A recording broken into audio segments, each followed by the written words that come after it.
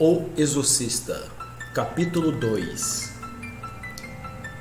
Ele estava parado na beira da plataforma deserta do metrô, prestando atenção ao ruído do trem que acalmaria a dor que convivia com ele, como sua pulsação, ouvida apenas em silêncio. Ele segurou a bolsa com a outra mão e olhou para o túnel. Pontos de luz se estendiam no escuro como guias rumo à desesperança.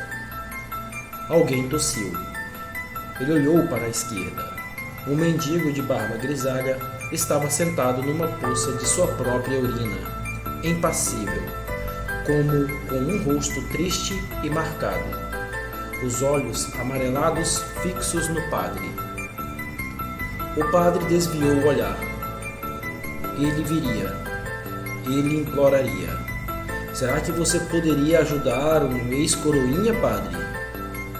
A mão suja de vômito pressionando seu ombro. A procura, dentro do bolso, pela medalhinha.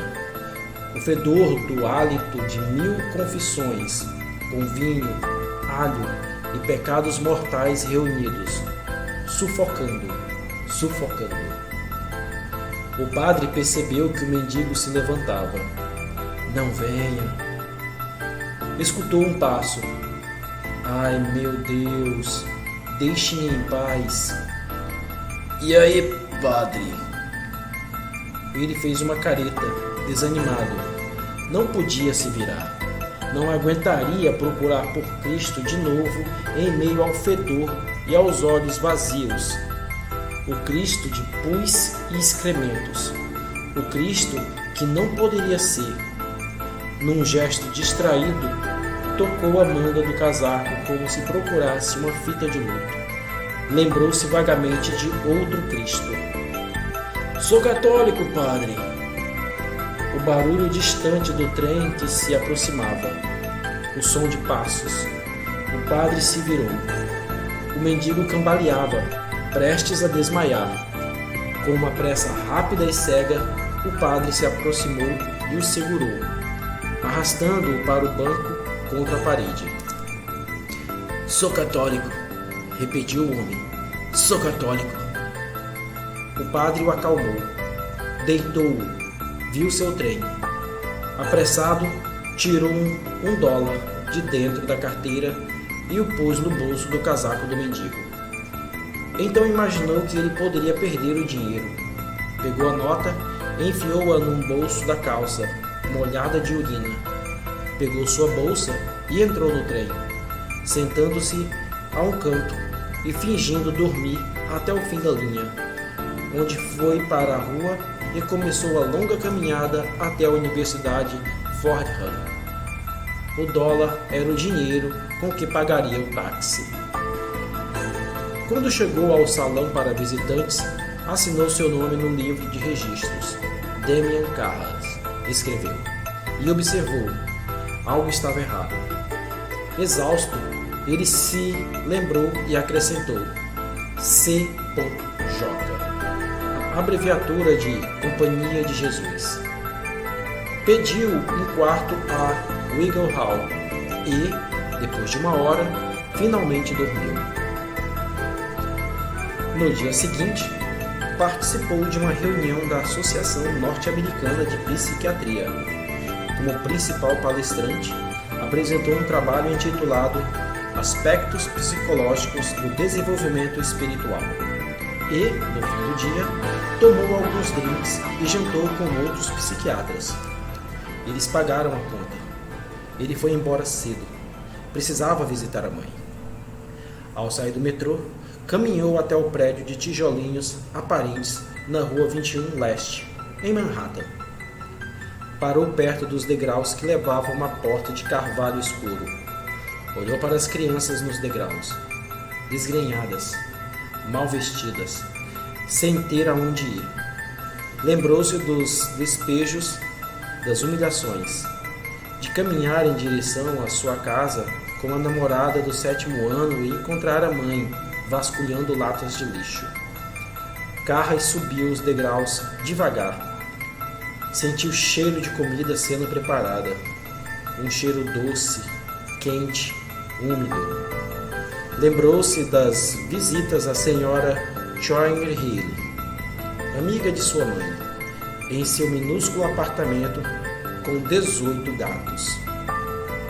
Segurou-se no corrimão e subiu, tomado por um cansaço repentino que ele sabia ser causado pela culpa. Não devia tê-la deixado, não sozinha. No quarto andar, procurou a chave no bolso e a enfiou na fechadura 4C, o apartamento de sua mãe.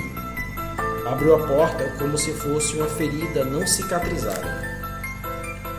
A recepção dela foi alegre. Um grito, um beijo. Apressou-se em fazer café. Pele escura, pernas finas e tortas. Ele se sentou à mesa da cozinha, ouvindo a mãe falar e sentindo as paredes sujas e o chão empoeirado penetrarem em seus ossos. O apartamento era uma pocilga, aposentadoria e, todo mês, alguns dólares do irmão dela. Ela se sentou à mesa, senhora fulana, tio cicrano, ainda com sotaque estrangeiro. Ele evitava aqueles olhos, que eram poços de pesar, que passavam dias olhando pela janela. Eu não deveria tê-la deixado sozinha. Ela não sabia ler nem escrever em inglês. Por isso, mais tarde, ele escreveu algumas cartas por ela. Depois consertou o botão de um rádio velho de plástico. O mundo dela, as notícias, o prefeito Lindsay. Ele foi ao banheiro. Jornais amarelados espalhados pelo chão. Manchas de ferrugem na banheira e na pia. No chão, um velho corcelete. As sementes da vocação. Com elas, ele havia chegado ao amor, mas agora o amor havia se tornado frio e, durante a noite, ele o ouvia assobiar pelas câmaras de seu coração, como um vento perdido, uivando com suavidade. Às 22h45, ele se despediu com um beijo e prometeu voltar assim que pudesse. Partiu ouvindo o rádio ligado no noticiário. De volta ao seu quarto, em Wiggle Hall, Carras pensou em escrever uma carta ao diretor dos jesuítas da província de Maryland.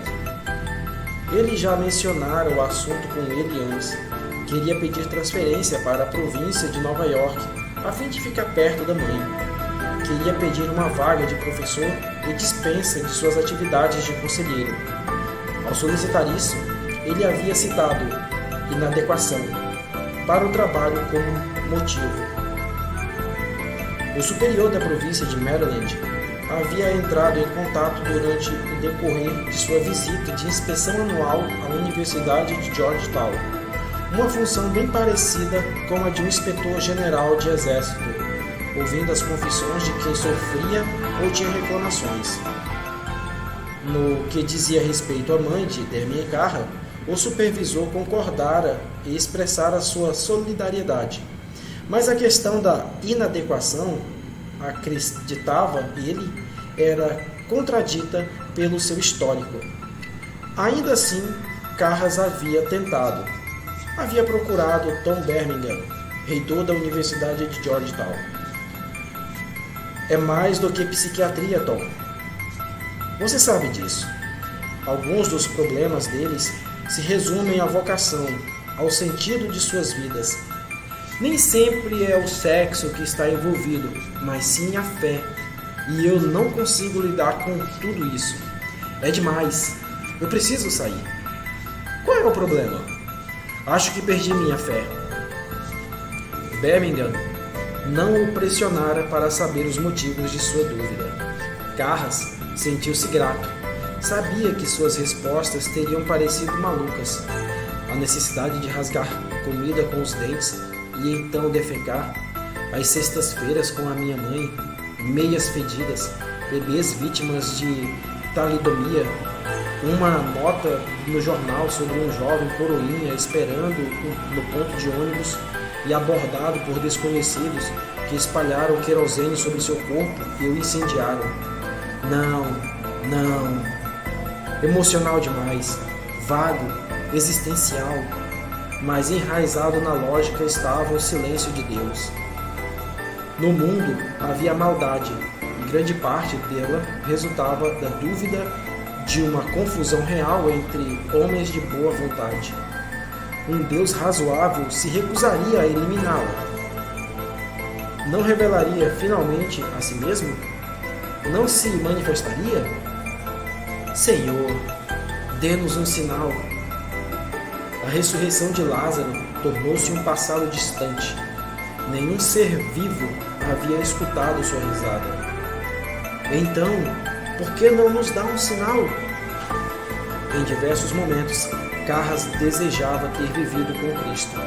Queria tê-lo visto, queria tê-lo tocado, queria ter encarado seus olhos. Ah, meu Deus, deixe-me vê-lo, faça-me compreender. Venha em meus sonhos. O desejo o consumia. Ele se sentou à mesa com uma caneta sobre o papel. Talvez não tivesse sido o tempo a silenciar o supervisor da província. Talvez ele soubesse, pensou Carras, que a fé era, no fim das contas, uma questão de amor. Birmingham havia prometido analisar os pedidos, tentar influenciar o supervisor, mas, por enquanto, nada havia sido feito. Carras escreveu a carta e foi dormir. Acordou às 5 da manhã, foi à capela em Wiggle Hall para pegar a hóstia para a missa e voltou ao quarto. Et clamo meus et de verita. Ele rezou com angústia sussurrada. E que chegue até vós o meu clamor. Levantou a hóstia em consagração, lembrando-se da alegria que ela lhe dava. Sentiu de novo, como em todas as manhãs, o susto de um olhar inesperado, de longe, e de um amor perdido e não notado. Quebrou a hóstia acima do cálice. Deixe-vos em paz, dou-vos a minha paz. Colocou a hóstia na boca e engoliu o gosto seco de desespero. Quando a missa terminou, limpou o cálice com cuidado e o guardou dentro da bolsa. Correu para pegar o trem das 7h10 de volta a Washington, carregando a dor numa maleta tripla.